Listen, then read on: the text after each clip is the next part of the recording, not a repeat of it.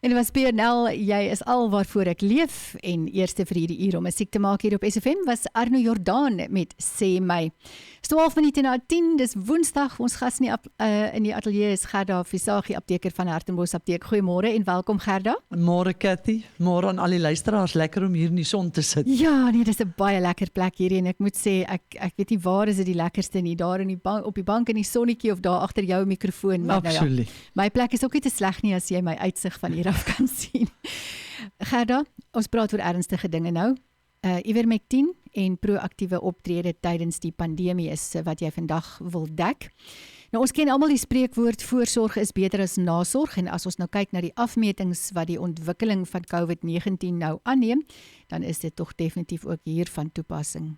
Ja Cathy, en ek is so dankbaar om vanoggend met julle die storie te deel wat een van my kliënte oor my pad gebring het. Dit is 'n onderhoud tussen Dr. Philip McMillan en Dr. Shankara Chetty en hy kom van Port Edward af. Hy het eers genetika geswat, toe biologie, toe microbiologie, toe biochemie en toe het hy eers medies gaan swat. En hy praktiseer alleen in die platteland met geen suurstof, geen ventilators, geen intensiewe gesondheidsorg, intraveneuse behandeling nie en hy het plus minus 4000 pasiënte behandel sonder dat hy een sterfte gehad het. So ek dink absoluut dit verg dit dat ons moet kyk wat het hy gedoen. Uit sy demografiese situasie moes hy ten alle koste sy pasiënte weerhou van hospitalisasie en hy het dit gedoen deur 'n groot tent op te slaan.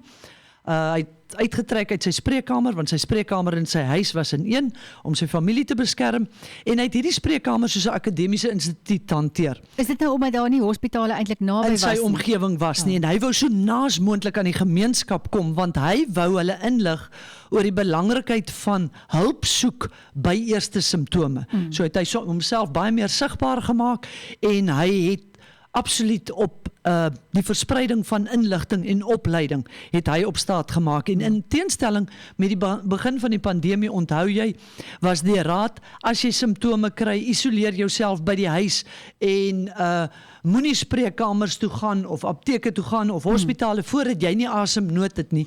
En hy het uit sy kliniese kennis en ondervinding van die grade wat hy bekom het voordat hy medies geswat het hy besef dat daar 'n hiperallergiese, hypersensitiewe komponent aan die virus is wat onmiddellik behandel moes word. En ek dink persoonlik, dis hierdie kennis van hom wat gemaak het dat hy geen sterftes gehad het nie.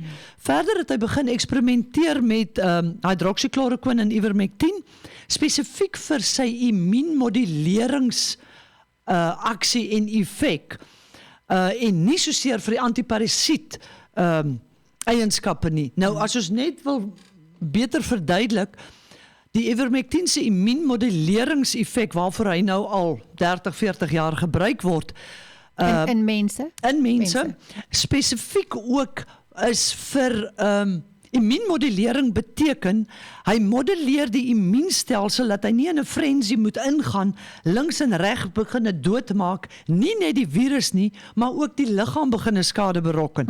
En hy was ook bewus van die neeweffek van kortison op die immuunstelsel wanneer jy met 'n virus besig is. So hy het nooit kortison in die eerste fase gebruik, wat jou virale fase is nie. Hy het dit gelos net vir wanneer pasiënte van die virale fase oorgaan in hierdie hypersensitiewe allergiese fase. En hy het dan sy pasiënte gewaarsku ook om vir hulle te sê dat as hy hulle nou behandel het in fase 1, met antihistamiene en koorswerende goed, wat jy in elk geval by jou apteek ook kan bekom, het hulle gewaarsku dat jy kan eers beter begin voel, net om hier by dag 7, 8, baie sleg te begin voel, en partykeer ook asemnood te kry, en dis dan waar Dr. Chetty sy pasiënte met kortison, hoë doserings kortison en antihistamiene, gelykstaande aan die antihistamien wat hy sou gebruik het as 'n pasiënt 'n bysteek allergie gehad het. En hierdie hypersensitiewe fase, waar daar kort asemheid en asemnood is, vloei voort uit die debris van hierdie slagveld wat plaasgevind het, want onthou jy het nou 'n geveg tussen die virusse met die liggaam se eie immuunstelsel, so die debris of die afval van jou virusse en ook van jou witbloedselle wat gesneuwel het in die proses. Dis dan nou hierdie afval wat hierdie hiperallergiese reaksie tot gevolg het en dan wat spesifiek die longe aantas.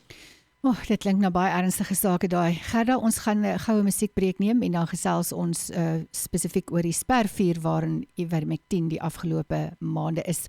Men Without Hats en ons luister na Pop Goes the World.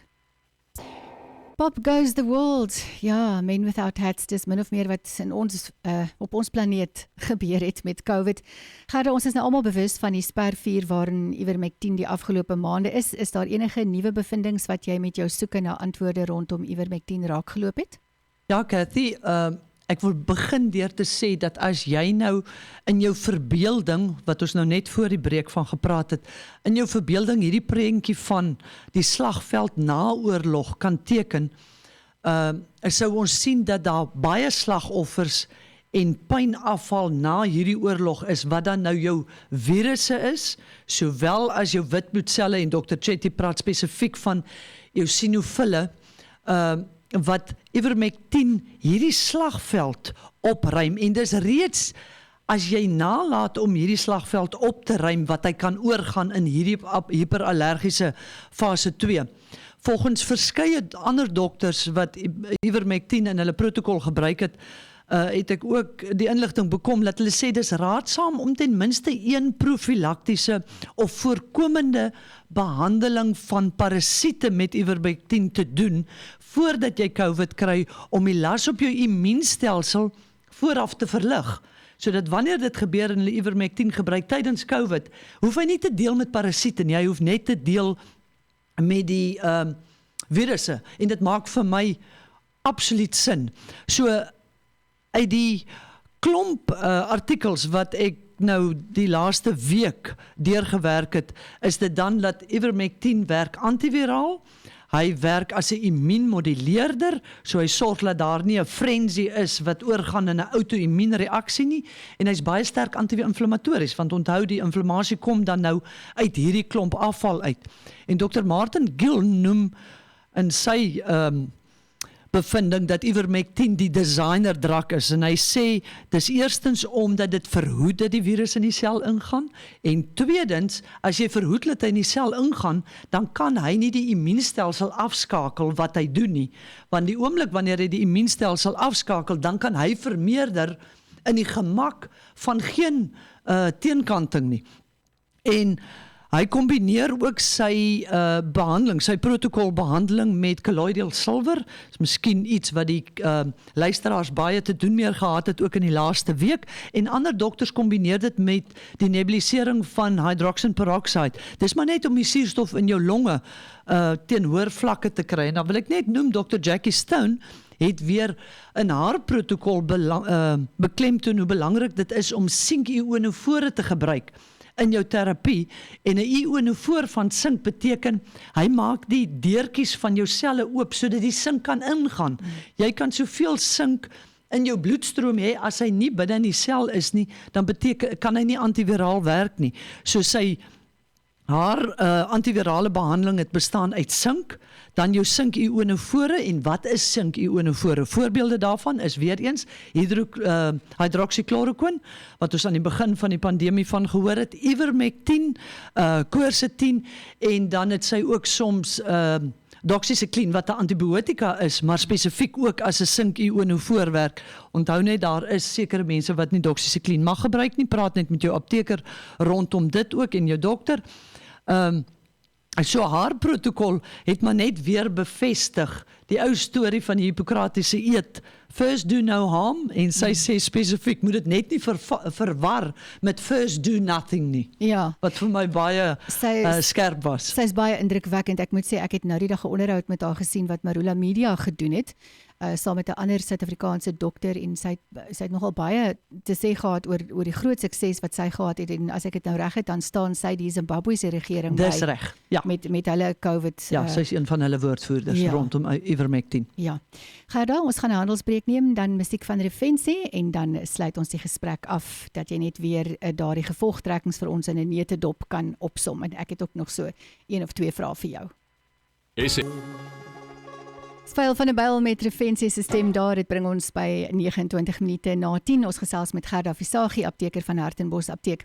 Gerda, ek gaan nou vir jou kans gee om net weer die gevolgtrekkings van Dr. Chetty, wat soveel sukses met 4000 pasiënte en geen sterftes gehad het nie, sonder suurstof en al daai dinge, dat jy dit net weer vir ons kan opsom. Maar ek wil net eers vir jou uit 'n leuke oogpunt vra, is die inenting voorkomend of is dit 'n effektiewe behandeling? Eerstens, dis nie 'n behandeling nie. 'n Vaksin is daar om vir jou antiliggame teen die virus te vorm en gewoonlik is jou vaksin spesifiek vir 'n spesifieke variant. So ek dink dit is die eerste ding wat 'n mens moet sê. So as hy dan nou nie 'n behandeling is nie en hy's net voorkomend, dan moet ek nou vir jou sê daar is mense wat onbekommerd is oor effektiewe behandeling as hulle ingeënt is met COVID-19.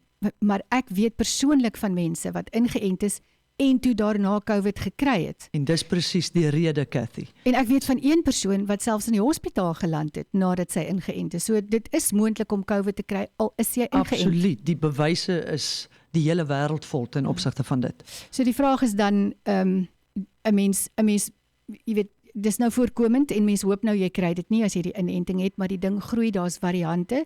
So jy kan dit nog kry. Met ander woorde, ons moet aandag gee aan 'n geneesmiddel. So al word jy gevaksinneer, al is jy gevaksinneer, dan moet jy nou nie op 'n rusbank loop lê en dink jy het nou 'n kleed rondom jou teen COVID nie. Ja. En hulle het daai vraag vir Dr. Chetty gevra, nou wat sê jy van die vaksin? Toe sê hy uit my situasie is anders omdat ek die bewyse het van 4000 mense wat ek met 'n eenvoudige protokol behandel het en verhoed het dat nie een van hulle gesterf het nie. So hy het gesê die vaksin mag volgens hom geen neeweffekte of enige aanleiding tot sterftes gee nie, anders moet dit eers, it must lift up to the outcome van wat hy dan nou beleef het, wat dit vir my baie goed opgesom het. So, daar is en dit is die boodskap wat ek vanoggend ook wil uitbring, is dat mense nie in vrees moet leef nie. Daar's eenvoudige konsepte wat voortvloei uit mense soos Dr. Chetty, wat hierdie hele ding soos 'n navorsings pandemie hanteer het en teruggeval het op sy kennis ten opsigte van biochemie, biologie, microbiologie ensovoorts, en dit was die resultate daarvan. Hy is nie net 'n dokter nie, hy het ander kundigheid ook. Absoluut, hy het spesifiek ook gesê, hy dink dis juist sy wetenskap in kennis van voordat hy 'n mediese dokter gehad het, wat hom deurgetrek het om byvoorbeeld af te kom op hierdie hypersensitiewe fase wat in alle koste afgeweer moet word.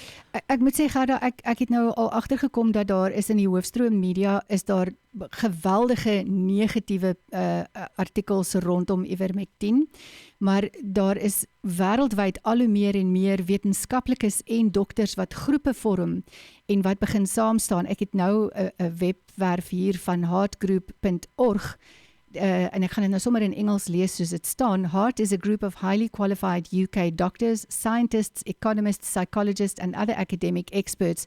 We came together over shared concerns about policy and guidance recommendations relating to the COVID-19 pandemic. En hulle praat nou van natuurlik die Verenigde Koninkryke. Absoluut. We continue to be concerned about the lack of open scientific debate in mainstream media and the worrying trend of censorship and harassment of those who question the narrative. Science without question is dogma. En dit is 'n vraag wat by my ontstaan. Nêrens sien ek 'n statistiek van hoeveel mense wat ingeënt is wel in die hospitaal land nie, soos ek gesê het of net COVID nou. gekry het nadat hulle gevaksinneer is nie. Ek ken 'n persoon wat in die hospitaal geland het en ek sou aanneem as daar een is, dan moet daar dalk 'n statistiek wees sodat ons net ingelig kan wees. Maar al wat ons raak lees is negatiewe inligting rondom ivermectin. So waar gaan ons behandeling kry as COVID nie 'n behandeling is nie? As die inenting nie 'n behandeling is nie, dis net voorkomend. Absoluut, en ek dink dit is wat ek agterkom uit die mense met wie ek te doen het, dat mense regtig teen 'n vreeslike tempo besig is om hulle self te bemagtig ten opsigte van profylaktiese protokolle, terapeutiese protokolle en die verskil wat hulle kan maak op hulle eie gesondheid, hulle familie, hulle vriende, en vir my die nommer 1 ding van hierdie protokolle is die feit dat jy dan sonder vrees elke dag jou normale dagtaak met die nodige beskerming kan doen. Ja, inderdaad. En lees, En Gerda. Navorsing. lees, Ja. absoluut. En wat so wonderlik is, ek bedoel, daar het jy nou net gelees, dis 45 professionele wetenskap georiënteerde mense in net Engeland alleen. En hulle kry die boodskap uit na die res van die wêreld toe. Ja. Ek bedoel, hierdie Dr. Chetty was genader ook deur Dr. Philip McMillan, hy's ook van die UK of van Engeland, wat dan nou Dr. Chetty se boodskap en sy protokol reg oor die wêreld versprei het. En ek wil dan net vinnig opsom deur te sê, die eerste ding wat hy gedoen het, is hy het sy mense opgelei. Hoe beter jy jou pasiënt inlig, hoe beter is die samewerking tussen jou pasiënt en jou dokter. Nommer 2 het hy gesê, noteer jou eerste dag van jou simptome. Jy moet weet watter dag het jy begin met jou simptome, sodat jy in daai fase dan jou viruslading so laag as moontlik kan hou, en dan om onmiddellik jou dokter te bel.